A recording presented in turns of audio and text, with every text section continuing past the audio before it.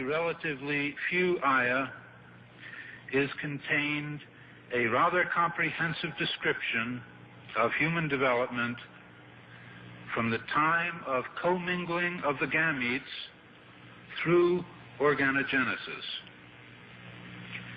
No such distinct and complete record of human development, such as classification, terminology, and description, existed previously.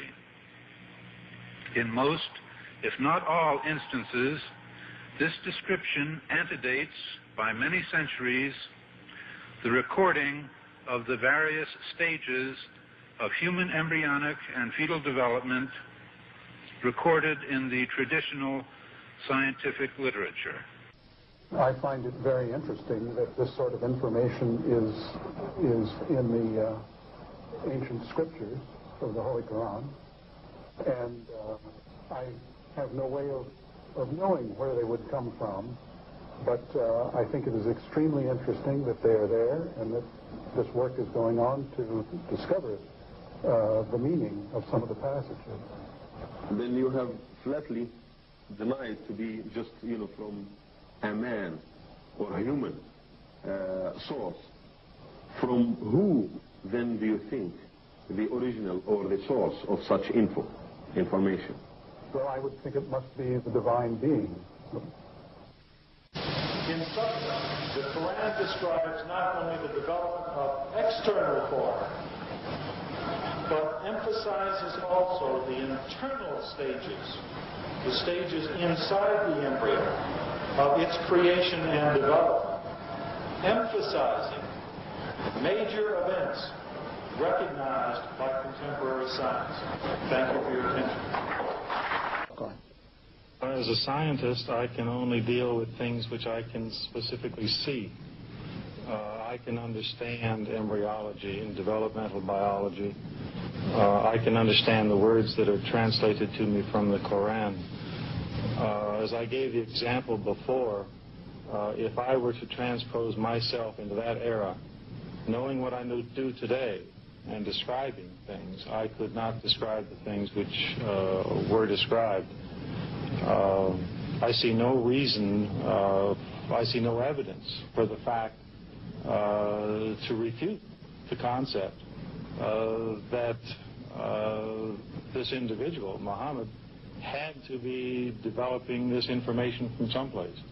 So I see nothing here in conflict with the concept that divine intervention was involved in what he was able to write. Actually, I'm very much impressed by finding true astronomical facts in Quran. And for us, the modern astronomers have been studying very small fields of the universe. We concentrated our efforts for understanding of very small parts, because by using telescope we can see only a very few parts of the sky without thinking whole the universe. So by reading Quran and by answering to your questions, I think I can find my future way for investigation of the universe. Well, thinking of many of these questions and thinking where Muhammad came from, he was after all a Bedouin. I think it is almost impossible that he could have known about things like the common origin of the universe, because scientists have only found out within the last few years is very complicated and advanced technological methods. I think if you combine all these, and you combine all these statements that are being made in the Quran, in terms that relate to the earth and the formation of the earth and science in general, you can basically say that the statements made there in many ways are true. They can now be confirmed by scientific methods, and in a way you can say that the Quran is a simple science textbook for the simple man, and that many of the statements made in there at that time could not be proven, but that modern scientific methods are now in a position to prove what Muhammad said 1400 years ago. It has been a great pleasure for me to help clarify statements in the Quran about human development. It is clear to me that these statements must have come to Muhammad from God or Allah, because almost all of this knowledge was not discovered until many centuries later. This proves to me that Muhammad must have been a messenger of God or Allah. Because the staging of human embryos is complex, owing to the continuous process of change during development, it is proposed that a new system of classification could be developed using the terms mentioned in the Quran and the Sunnah. The proposed system is simple, comprehensive, and conforms with present embryological knowledge. Intensive studies of the Quran and Hadith in the last 4 years have revealed a system for classifying human embryos that is amazing since it was recorded in the 7th century A.D. As far as it is known from the history of embryology, little was known about the staging and classification of human embryos until the 20th century. For this reason, the descriptions of the human embryo in the Quran cannot be based on scientific knowledge in the 7th century. The only reasonable conclusion is that these descriptions were revealed to Muhammad from God.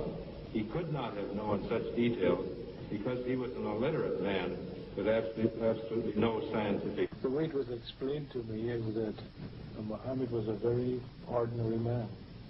He couldn't have read, didn't know to write. In fact, he was illiterate. And we're talking about 1,200 years ago. You have someone, an illiterate person, making profound pronouncements and statements that are amazingly accurate of a scientific nature.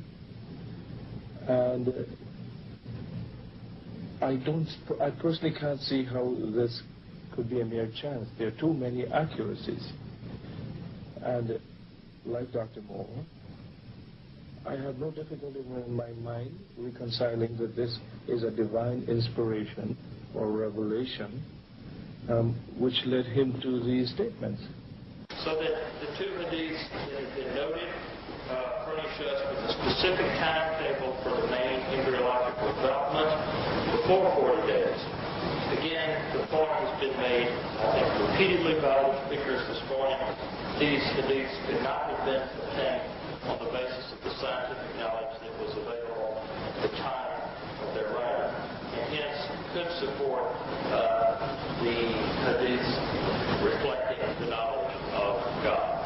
Thank you very much. It follows, I think, that not only is there no conflict between genetics and religion, but in fact religion guides science by adding revelation to some of the traditional scientific approaches.